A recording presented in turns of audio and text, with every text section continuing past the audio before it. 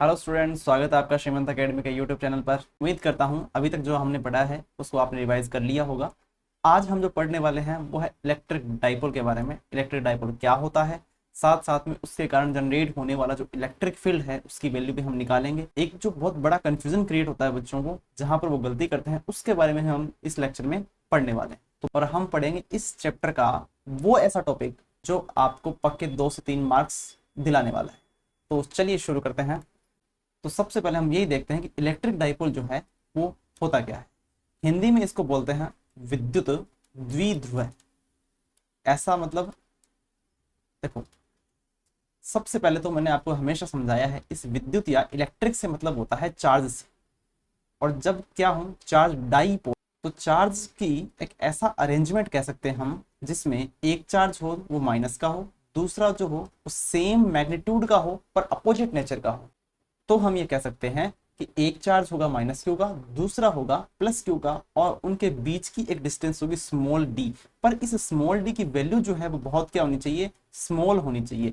ऐसे अरेंजमेंट को हम क्या बोलेंगे, इलेक्ट्रिक डाइपोल बोलेंगे। आप इसमें देख सकते हो इलेक्ट्रिक डाइपोल की definition, a pair of equal and opposite charges separated by A small distance. मतलब क्या है, एक ऐसा युग्म किसका, दो आवेशों का, जिसमें एक माइनस का क्यू हो दूसरा प्लस का क्यू हो और बीच में बहुत अल्प दूरी हो, बहुत छोटी डिस्टेंस हो, इसको हम क्या बोलते हैं, इलेक्ट्रिक डाइपोल बोलते हैं। Fundamental to understanding electric fields and rotational dynamics in matter. मतलब क्या होता है, तो किसी भी पदार्थ में विद्युत क्षेत्र वगैरह हैं और उनके अंदर घूर्णी गति किस प्रकार से होती है उसको समझने के लिए सबसे पहले हमें इलेक्ट्रिक डाइपोल के बारे में बहुत अच्छे से पता होना चाहिए। अब क्या होता है, इलेक्ट्रिक डाइपोल तो जो है वो एक केवल व्यवस्था है, एक अरेंजमेंट है। पर कंफ्यूजन सबसे ज्यादा जो बच्चों को क्रिएट होता है वो होता है इलेक्ट्रिक डाइपोल मोमेंट में। एग्जाम में क्वेश्चन जब आता है वो आता है जैसे इलेक्ट्रिक डाइपोल मोमेंट क्या होता है, आप एक डेफिनेशन लिख के आते हो इलेक्ट्रिक डाइपोल की, या उल्टा लिख के आते हो। तो हम अब जो है इलेक्ट्रिक डाइपोल हमने पढ़ लिया, इलेक्ट्रिक डाइपोल मोमेंट के बारे में भी हम देखेंगे। ये हमने अभी देखा कि एक प्लस क्यू और एक माइनस क्यू के चार्ज जब एक बहुत छोटी डिस्टेंस पर सेपरेटेड हो, इसको हम क्या बोलते हैं, इलेक्ट्रिक डाइपोल बोलते हैं। इलेक्ट्रिक डाइपोल मोमेंट क्या होता है, ये हमेशा कोई भी चार्ज जो है उसका मैग्नीट्यूड और साथ में इन दोनों के बीच की जो डिस्टेंस है उसका मल्टीप्लिकेशन होता है। मतलब ये जो चार्ज है प्लस क्यू या माइनस क्यू, हमें ये पता तो है कि इन दोनों का मैग्नीट्यूड जो होता है वो सेम होता है। पर अगर हम इसके मैग्नीट्यूड की बात करें तो माइनस क्यू हो या प्लस क्यू हो, इन दोनों का मैग्नीट्यूड कितना आएगा, वो आएगा क्यू। तो क्यू मल्टीप्लाई बाई इन दोनों के बीच के डिस्टेंस, इसको हम 2l लेते हैं। 2l क्यों लेते हैं इसका अभी हम थोड़ा समझ लेंगे। एक नेक्स्ट टॉपिक जो आएगा उसमें हमें पता चल जाएगा 2l लेने से हमारा क्या काम जो है वो ईजी होता है। वरना आप डिफाइन करने के लिए केवल डी भी लिख सकते हो तो वो भी सही है। साथ में देखो क्यू इंटू 12 तो लिख दिया। पर हमेशा ये ध्यान रखना डाइपोल मोमेंट जो है वो एक वेक्टर क्वांटिटी है। वेक्टर क्वांटिटी है तो हमें इन दोनों में से किसी को एक वेक्टर के हिसाब से डिफाइन करना पड़ेगा। तो क्यू जो होता है चार्ज, वो तो एक वेक्टर क्वांटिटी होती नहीं है। तो एल को हमें क्या लगाना पड़ेगा, एल के ऊपर एक वेक्टर लगाना पड़ेगा, एल को ही वेक्टर बनाना पड़ेगा। 2l जो है वो इनके सेंटर्स के बीच की डिस्टेंस होती है। अब हमें डायरेक्शन हमेशा ध्यान रखनी है, डायरेक्शन किधर से होती है, माइनस क्यू से प्लस क्यू। जो एरो है ना ये इस डायरेक्शन में होती है, माइनस क्यू से प्लस क्यू, ये नहीं भूलना है हमें। अब क्यों होती है इसका आंसर जो है वो एकदम डिटेल से हम पढ़ेंगे सेकंड चैप्टर में। पर एक बार के लिए समझ लो, इलेक्ट्रिक फील्ड की डायरेक्शन में ही हमेशा क्या होती है, डाइपोल मोमेंट की डायरेक्शन होती है। जैसे ही हम इसे डाइपोल को इलेक्ट्रिक फील्ड में रखेंगे ना, तो वो जिस प्रकार से एडजस्ट हो जाएगा, जो उसकी डायरेक्शन होगी उसी के अनुसार हम क्या कहते हैं, डाइपोल मोमेंट की डायरेक्शन भी कहते हैं। क्यू यहाँ पर क्या है, मैग्नीट्यूड ऑफ चार्ज है, 2l क्या है, सेपरेशन डिस्टेंस है। हमें क्या ध्यान रखना है, पहली बात तो एक वेक्टर क्वांटिटी है और इसकी डायरेक्शन हमेशा किधर होती है, नेगेटिव से पॉजिटिव की ओर होती है। साथ में ये देखो इसका जो यूनिट होता है वो क्या होता है उस पर भी फोकस करना है। यूनिट जो है क्या आएगा, देखो यहाँ पर ये किसका मल्टीप्लिकेशन है, चार्ज और इन दोनों के बीच की डिस्टेंस का। तो चार्ज का जो यूनिट होता है वो तो कूलम होता है और डिस्टेंस का क्या होता है, मीटर होता है। तो कूलम इंटू मीटर, या इसका एक मात्रक और भी है जिसको हम क्या बोलते हैं, डिबाई। डिबाई भी इसका एक मात्रक है। अब देखिए डायमेंशन अगर आपको निकालनी हो तो डीमा, इसका भी हमें ज्ञान होना चाहिए। वो कैसे निकालोगे, कॉलम की जो डायमेंशन होती है वो होती है T1A1 और लेंथ की जो होती है वो L1। तो इसके जो डायमेंशन है वो आ जाएगी L1T1A1। तो अब शुरू करते हैं इस चैप्टर का सबसे पहला बड़ा डेरिवेशन और सबसे इंपॉर्टेंट डेरिवेशन। ये है विद्युत द्विध्रुव के कारण अक्षीय रेखा पर स्थित किसी बिंदु पर विद्युत क्षेत्र की तीव्रता, मतलब एक्सियल पोजीशन जो है, एक्सियल पोजीशन हमें क्या निकालना है, इलेक्ट्रिक फील्ड फाइंड करना है। पूरा देखो है क्या, we need to find the total electric field intensity at a point P located at a distance r from the dipole centre O। अब देखो डाइपोल है ये ए बी, ए पर क्या है माइनस क्यू, बी पर क्या है प्लस क्यू। इस प्रकार से हमने इसको प्लेस्ड कर रखा है किसी भी स्पेस में। अब साथ में क्या देखो, सेंटर इसका O है, इन दोनों के बीच की डिस्टेंस कितनी होती है वो हमें पता है, 2l लेते हैं। 2l लेने से फायदा क्या होता है वो अब पता चलेगा आपको। ये सेंटर O है, इससे हमें किसी पॉइंट P पर, देखो पॉइंट P की जो डिस्टेंस ली जाती है वो सेंटर से ली जाती है। सेंटर से इसकी डिस्टेंस हमने कितनी मान ली, वो मान ली r, ये r लिखा हुआ है, ये हो गया ठीक है। अब हमें क्या करना है, इस बिंदु पर P बिंदु पर विद्युत क्षेत्र की तीव्रता ज्ञात करनी है, मतलब नेट इलेक्ट्रिक फील्ड की इंटेंसिटी फाइंड करनी है। इसके लिए हमारे पास तरीका क्या रहेगा, हमने लास्ट लेक्चर में प्रिंसिपल ऑफ सुपरपोजिशन पढ़ा। प्रिंसिपल ऑफ सुपरपोजिशन क्या कहता है, जो भी एक किसी बिंदु पर आपको विद्युत क्षेत्र की तीव्रता इलेक्ट्रिक फील्ड की इंटेंसिटी फाइंड करनी होती है, तो आपके पास जितने भी चार्जेस हैं, वो जितना भी इलेक्ट्रिक फील्ड जनरेट कर रहे हैं, उनकी वहां पर क्या निकालो आप, इलेक्ट्रिक फील्ड की इंटेंसिटी फाइंड कर लो और उन सब का वेक्टर एडिशन कर दो। मतलब हमें क्या करना है, जैसे मान लो ए वाला जो चार्ज है वो ई ए इलेक्ट्रिक फील्ड की इंटेंसिटी क्रिएट कर रहा है और बी वाला जो है वो ई बी क्रिएट कर रहा है, तो इन सब का हमें क्या करना है, वेक्टर एडिशन करना है और हमें इलेक्ट्रिक फील्ड की इंटेंसिटी मिल जाएगी। अब सबसे पहले ये देखो, बी से और ए से हमें इसकी डिस्टेंस का पता होना चाहिए। तो बी से इसकी जो डिस्टेंस है, देखो ये ओ से पी तक की डिस्टेंस तो है आर, ठीक है। तो हमें ये देखना है बी से पी की डिस्टेंस क्या होगी। पहली बात तो ये डिस्टेंस कितनी है ओ से बी की, वो है एल। ए से ओ की डिस्टेंस कितनी है, वो भी है एल। तो बी से पी की कितनी बची, ये पूरी इस आर माइनस एल, ये रही आर माइनस एल, ये डिस्टेंस है बी से पी की। अगर ई बी वेक्टर हमें फाइंड करना होता है तो तरीका रहता है K Q upon R square. R मतलब बी से पी की डिस्टेंस, बी से पी की डिस्टेंस इसका स्क्वायर, और साथ में यहाँ पर क्या आता है, यूनिट वेक्टर आता है जो कि डायरेक्शन को बताता है। डायरेक्शन के लिए भी हम देखेंगे, पहले बीपी की वैल्यू देखो, बीपी की वैल्यू कैसे निकाल सकते हो, डायग्राम में आप देख सकते हो बीपी की जो वैल्यू है वो क्या, हम ये लिख सकते हैं ओपी माइनस ओबी, ठीक है। ओपी की वैल्यू आपको डायग्राम में दिख रही आर, ओबी की वैल्यू है एल, तो आर माइनस एल, तो हम यहाँ पर क्या लिखेंगे आर माइनस एल। अब बात रही इस जगह कि हमें यूनिट वेक्टर कौन सा लिखना है। अभी हम ये देख के आए हैं कि हमेशा इलेक्ट्रिक डाइपोल मोमेंट की डायरेक्शन किधर होती है, ए से बी, मतलब माइनस क्यू से प्लस क्यू। तो यहाँ पर पी वेक्टर की डायरेक्शन हो गई ए से बी की ओर। तो अब जैसे आप इस डायग्राम में देख सकते हो, प्लस क्यू से हमने पढ़ा था कि प्लस क्यू से हमेशा इलेक्ट्रिक फील्ड की डायरेक्शन जो होती है, या इलेक्ट्रिक फील्ड लाइंस की जो डायरेक्शन होती है, वो हमेशा बाहर की ओर होती है। तो ये बी पर जो चार्ज पड़ा है प्लस क्यू, इसकी डायरेक्शन हमेशा बाहर की ओर होगी इससे। तो ये ई बी वेक्टर जो है यहाँ पर, ई बी वेक्टर वो बाहर की ओर निकल रहा है। और इसी प्रकार से आप देखो माइनस क्यू वाला जो चार्ज है, इसके कारण जो इलेक्ट्रिक फील्ड की इंटेंसिटी ई ए है वो अंदर की ओर है। तो यहाँ पर यूनिट वेक्टर जो आएगा उसकी डायरेक्शन पी वेक्टर के हिसाब से ही हम समझनी है। पी वेक्टर की डायरेक्शन राइटवर्ड्स है और ई बी वेक्टर की डायरेक्शन भी राइटवर्ड्स है, मतलब दाईं ओर है। तो आप क्या कर सकते हो, यहाँ पर लिखो पी कैप, और पी कैप क्यों, क्योंकि पी की डायरेक्शन में ही आ रहा है, और पी कैप लिख दिया, और साथ में प्लस लिखा जाएगा, माइनस वो लिखा जाएगा प्लस। क्यों, क्योंकि दोनों की सेम डायरेक्शन। डायग्राम में आप देख सकते हो ई बी वेक्टर की डायरेक्शन और पी वेक्टर की डायरेक्शन सेम है, इसलिए हमने यहाँ पर प्लस लिखा है। तो आप इस फॉर्मूले पे ध्यान दो, E B vector is equal to K Q upon R minus L का होल स्क्वायर पी कैप। अब जब आपको ई ए वेक्टर फाइंड करना होगा, तो ई ए वेक्टर के टाइम में आपको क्या देखना है, ई ए वेक्टर होगा के क्यू अपॉन ए से पी की डिस्टेंस का स्क्वायर, और साथ में यहाँ पर क्या आएगा, यूनिट वेक्टर आएगा। यूनिट वेक्टर पी वेक्टर के हिसाब से ही आपको दिखाना है, पर आप डायग्राम में देख सकते हो ई ए वेक्टर और पी वेक्टर आपस में अपोजिट डायरेक्शन में, तो यहाँ पर साइन किसका आएगा, माइनस का पी कैप आएगा।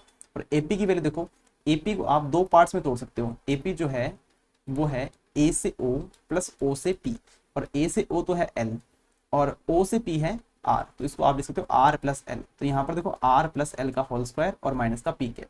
अब मैं आपको सीधा तरीका बता देता हूँ, आपने सही किया है या गलत किया है, ये बोर्ड एग्जाम में आप सीधा सा वेरीफाई कर सकते हो अगर आपका डायग्राम सेम है तो, कि अगर ऊपर प्लस की वैल्यू है तो नीचे माइनस आएगा, यहाँ पर ऊपर माइनस की वैल्यू तो नीचे क्या आएगा, प्लस आएगा। उल्टा होगा सीधा, अगर आपको वेरीफाई हो जाएगा वहीं पर। अब देखो इसको आगे सॉल्व करते हैं। तो सॉल्व करने के लिए मैंने आपको बताया था E vector is equal to E B vector plus E, मतलब अपने को क्या करना है, सुपरपोजिशन का प्रिंसिपल अप्लाई करना है और दोनों इलेक्ट्रिक फील्ड्स को आपस में जोड़ना है। अब हम क्या करेंगे, ई वेक्टर और ई बी वेक्टर की वैल्यू जो हमारे पास ये आई है, इन दोनों को हम पुट कर देंगे। तो ई बी वेक्टर है K Q upon R minus L का होल स्क्वायर पी कैप, और ये है K Q upon R plus L का whole square minus P cap. ये दोनों हमने यहाँ पर पुट कर दिए, साथ में के क्यू और पी कैप कॉमन ले लिया, तो ये तो वो माइनस रह गया और बाकी दोनों वैल्यू बच गई।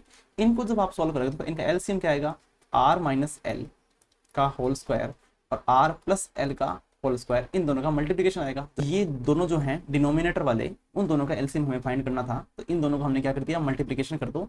ये a माइनस बी है, ये a प्लस बी है, तो a square minus B square बन जाएगा, तो R square minus L square, और ऊपर एक स्क्वायर है तो वो बन जाएगा R square minus L square का होल स्क्वायर। ये हम लिख दिया। जब आप इसको डिवाइड करोगे इससे, तो आपके पास ये आर प्लस एल का होल स्क्वायर आएगा, जो कि ये रहा आर प्लस एल का होल स्क्वायर, और जब इसको डिवाइड करोगे तो आएगा आर माइनस एल का होल स्क्वायर। पी कैप यहाँ पर आगे है ही। अब देखो केवल इस ऊपर वाले अंश में जो टर्म है इसको सॉल्व करना है। ये है R square plus L square plus 2rl, क्यों, क्योंकि आर प्लस एल का होल स्क्वायर क्या होता है, A square plus B square plus 2ab के हिसाब से सॉल्व कर लोगे आप, तो R square plus L square plus 2rl, और इसको क्या करोगे, ए माइनस बी के हिसाब से R square plus L square minus 2rl। तो अब माइनस का साइन बीच में है, आर स्क्वायर से आर स्क्वायर कट जाएगा, एल स्क्वायर से एल स्क्वायर कट जाएगा, और बचेगा क्या, माइनस माइनस ये हो जाएंगे प्लस, तो 2rl plus 2rl is equal to 4rl। तो हम ऊपर वाले की जगह क्या रख देंगे, 4rl लिख देंगे। तो ये बचा के क्यू पी कैप और 4rl upon R square minus L square का होल स्क्वायर। अब इसमें ऊपर देखो ये जो क्यूब और 4rl लिखा है, इसको हम ये लिख सकते हैं क्यूब इंटू 2l तो अलग लिख दिया और 2rl, ये देखो 4rl ही तो है इसमें। अब q इंटू 2l ये क्या होता है, ये हमने पढ़ा डाइपोल मोमेंट होता है। डाइपोल मोमेंट क्या होता है, p vector is equal to q into 2l। अगर मैग्नीट्यूड फॉर्म में लिख रहे हो तो मैग्नीट्यूड इतना लिखा जाएगा q इंटू 2l। तो हमने क्या कर दिया, q इंटू 2l की जगह p पुट कर देंगे। यहाँ पर जैसे ही हम p पुट करेंगे तो क्या बन जाएगी equation, 2kpr upon R square minus L square का whole square P cap. Exact field तो यही है, एग्जैक्ट वैल्यू जो होती है वो इतनी आती है, ये होता है ई अक्ष।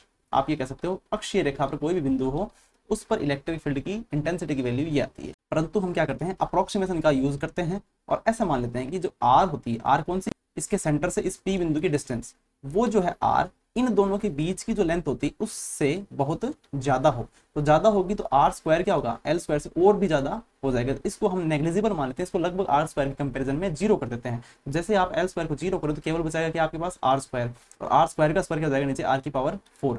ये आर की पावर 4 है, ऊपर एक आर भी है, आर से आर कट जाएगा तो बचेगा आर क्यूब।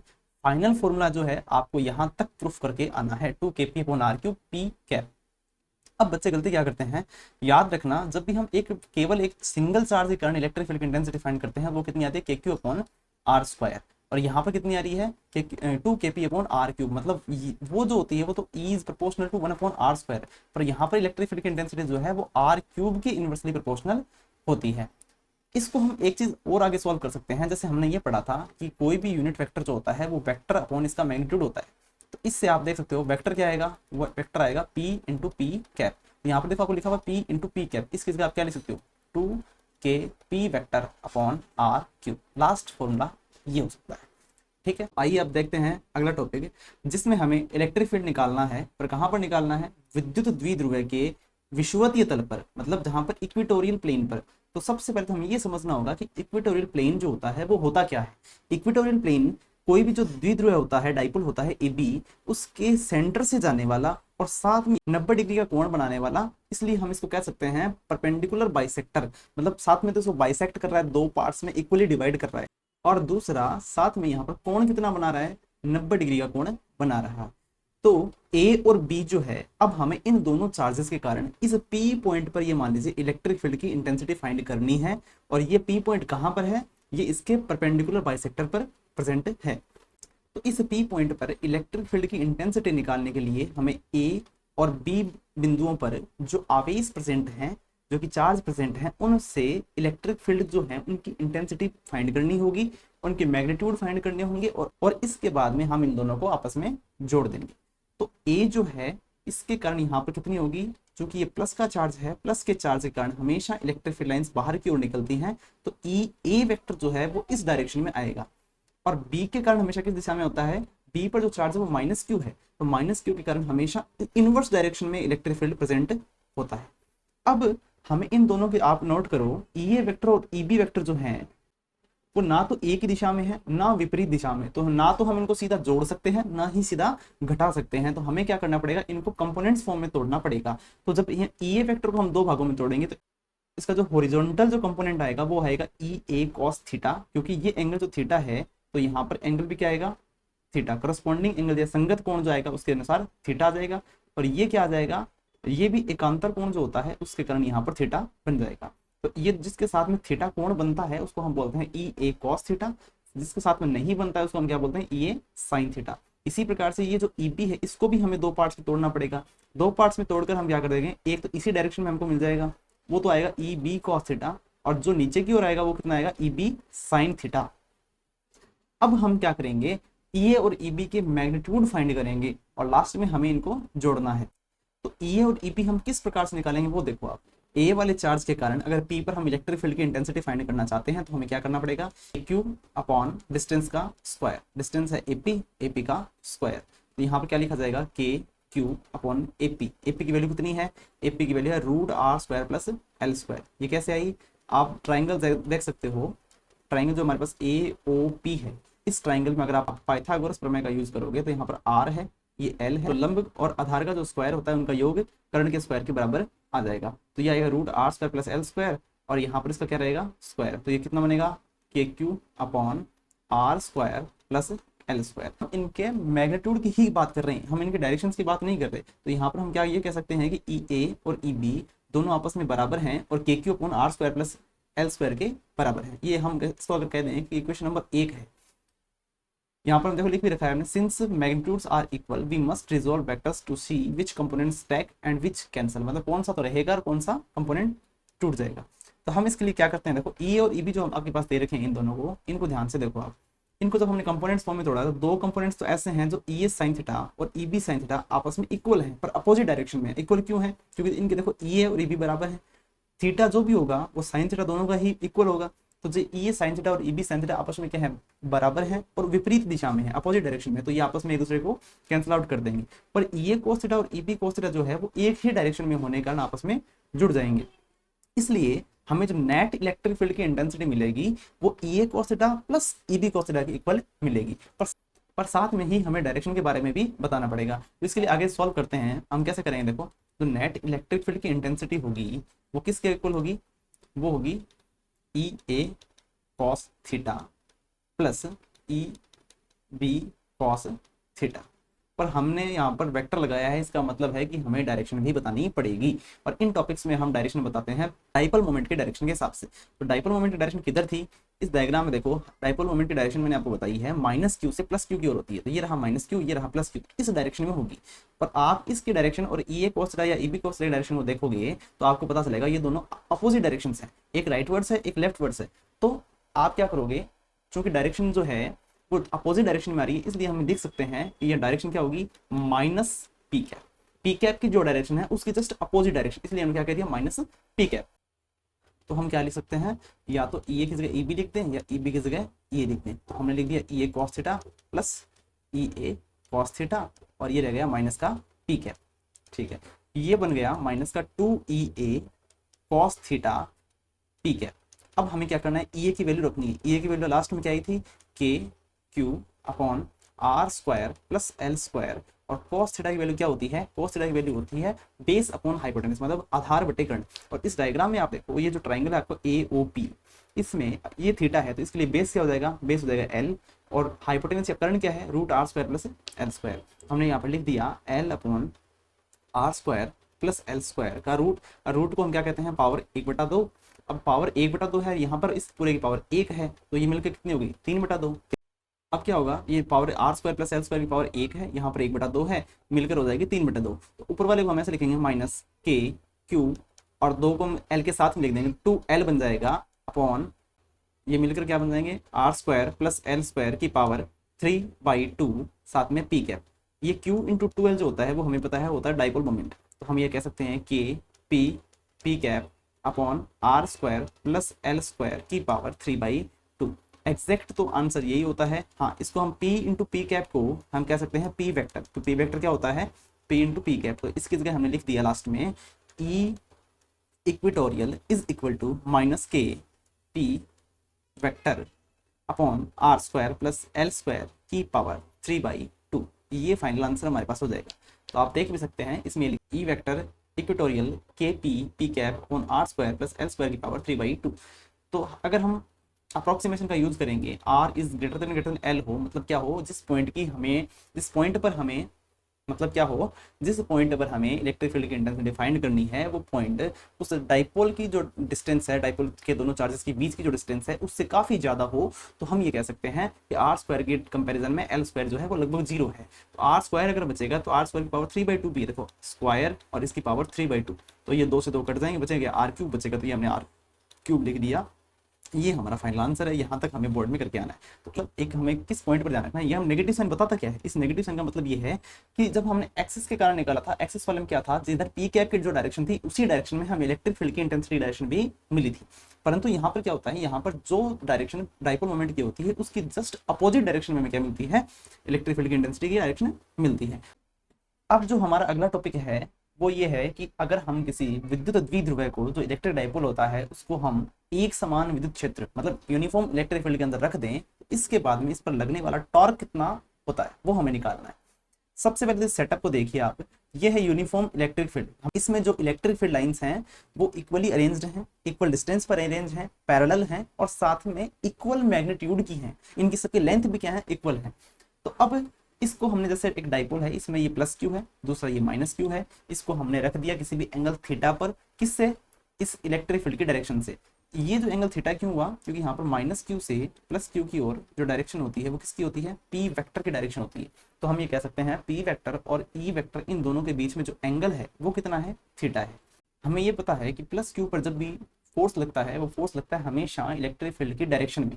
इलेक्ट्रिक फील्ड की डायरेक्शन ये है, तो इसी के अलोंग और कितना फोर्स लगेगा, ई की जो वैल्यू थी वो थी एफ अपॉन क्यू, तो एफ की क्या आ जाएगी, क्यू ई। ये हमेशा याद रखना है कि F is equal to Q E, तो क्यू इंटू ई। साथ में यहाँ पर हम ये देखेंगे कि इलेक्ट्रिक फील्ड की अपोजिट डायरेक्शन में आ रहा है, तो ये माइनस जो वो डायरेक्शन को बता रहा है, ठीक है, क्योंकि क्यू के तो हमेशा मैग्नीट्यूड ही यूज किया जाता है। टोटल फोर्स जो है वो इस इलेक्ट्रिक डाइपोल पर कितना लग रहा है, एक लग रहा है प्लस क्यू ई जो कि डायरेक्शन में है इलेक्ट्रिक फील्ड के, और जो अपोजिट डायरेक्शन में है वो उतना है माइनस क्यू ई। दोनों का हम सम कर देंगे तो प्लस क्यू ई और माइनस क्यू टोटल कितना आ गया, 0 आ गया। तो अगर इस मतलब हम ये कह सकते हैं इस पूरे इलेक्ट्रिक डाइपोल पर जो इलेक्ट्रिक फील्ड के कारण फोर्स लग रहा है वो कितना लग रहा है, 0 लग रहा है। परंतु ये जो दोनों फोर्सेस लग रहे हैं वो किसी एक पॉइंट पर नहीं लग रहे, वरना तो क्या हो जाता है कि टोटल फोर्स भी 0 हो जाता और ये कहीं पर हिलता भी नहीं। यहाँ पर ये किसी ट्रांसलेशन मोशन तो नहीं करेगा, स्थानांतरित गति तो नहीं करेगा, इसका जो सेंटर ऑफ मास होगा वो तो वहीं रहेगा। पर ये दोनों जो फोर्सेस हैं वो अलग अलग पॉइंट पर लगने के कारण यहाँ पर एक कपल जनरेट करेंगे, बल युग्म का निर्माण करेंगे, और ये जो डायपोल होता है वो घूम जाएगा। और घूमेगा किस डायरेक्शन में, इसको आप ऐसे देखो, प्लस क्यू और माइनस क्यू इसको खींचेंगे, तो खींचते देखो एक इधर खींच रहा है दूसरा इधर खींच रहा है, तो करते ही बाद में क्या होगा, एक टाइम के बाद में ये सीधा हो जाएगा, ऐसे यहाँ पर प्लस क्यू का चार्ज हो जाएगा, ये इधर वाला जो है तो माइनस क्यू का चार्ज हो जाएगा। मतलब क्या है, ये इलेक्ट्रिक फील्ड के डायरेक्शन में ही अरेंज हो जाएगा। पर ये टॉर्क की वैल्यू कितनी होगी, टॉर्क हमें पता होता है कितना, टॉर्क आप पढ़ के आए हो, टॉर्क होता है कोई भी एक जो फोर्स लग रहा है उस फोर्स का मैग्नीट्यूड मल्टीप्लाई बाई उन दोनों फोर्सेस की जो डायरेक्शन है उन दोनों के बीच की परपेंडिकुलर डिस्टेंस। जैसे ये डायरेक्शन इधर है, ये इस डायरेक्शन इधर है, तो इन दोनों के बीच की परपेंडिकुलर डिस्टेंस ये हो जाएगी। इसके लिए एक डायग्राम भी है हमारे पास, वो डायग्राम आप ये देख सकते हो। ये जो डिस्टेंस इन दोनों के बीच की वो तो 12 होती है, अपने को पता है। तो परपेंडिकुलर डायरेक्शन जो आएगी वो आप इस माइनस क्यू ई, यहाँ पर देखो ऐसा मान के चलो एक बार, ये प्लस का चार्ज है और ये वाला हमने उस पीछे वाले डायग्राम के हिसाब से माइनस क्यू का चार्ज है, तो इधर तो आ रहा था माइनस क्यू ई, इधर आ रहा था प्लस क्यू ई। तो इन दोनों के बीच की परपेंडिकुलर डिस्टेंस ये हो जाएगी। और हम इसको अगर ए बी और सी नाम दें तो आप इस ट्राइंगल में साइन थीटा की वैल्यू फाइंड कर सकते हो, वो आएगी ए बी अपॉन ए सी।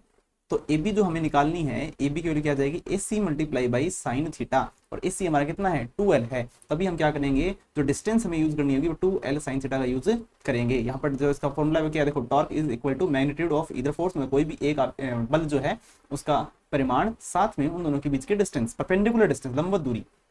तो एक जो फोर्स है उसके हमें ये पता है कि उसका जो मैग्नीट्यूड होता है वो क्यू ई होता है, साथ में उन दोनों के बीच की जो डिस्टेंस आई वो 2l साइन थीटा आ गई। तो हमने इसको सेट किया तो क्या बनेगा, Q इंटू 12 को साथ में लिख दो, E को अलग लिख दो, तो E साइन थीटा, और Q इंटू 12 जो होता है वो हमें पता है डाइपोल मोमेंट होता है P, तो P बराबर क्या जाएगा, Q इंटू 12। P की जगह हम जैसे यहाँ पर पुट करें तो क्या बनेगा, P E साइन थीटा। अब हमें ये पता है ये बनेगा A क्रॉस B जो होता है उसका मैग्नीट्यूड कितना होता है, वो होता है AB साइन थीटा। तो इस प्रकार से हम P E साइन थीटा को क्या हम वेक्टर फॉर्म में जब टॉर्क को लिखेंगे तो ऐसा लिख सकते हैं P क्रॉस E, वही हमने यहाँ पर लिखा है। वेक्टर फॉर्म में लिखते हैं कि हमने कहा torque is equal to P cross E, सीधा हमें याद रखना है। और P क्रॉस E की डायरेक्शन किधर होती है, इससे हम निकाल सकते हैं P क्रॉस P से E के और हम कर्ल करेंगे तो अंगूठा हमें किसके ओर बताएगा, हमें टॉर्क की डायरेक्शन को बता देगा। तो हम कह सकते हैं कि टॉर्क इज इक्वल टू होता है P क्रॉस E, और टॉर्क की डायरेक्शन होती है P और E से जो बनने वाला जो प्लेन होता है उस पर प्लेन के परपेंडिकुलर। इसका जो ऐसा यूनिट है वो न्यूटन इंटू मीटर हो जाएगा, और डायमेंशनल फॉर्मूला हो जाएगा m1L2T-2, जो कि एनर्जी या वर्क के इक्वल आती है। अब मैक्सिमम वैल्यू उसकी कब मिलेगी आपको, जब साइन थीटा, देखो सूत्र क्या है इसका, torque is equal to PE sine theta.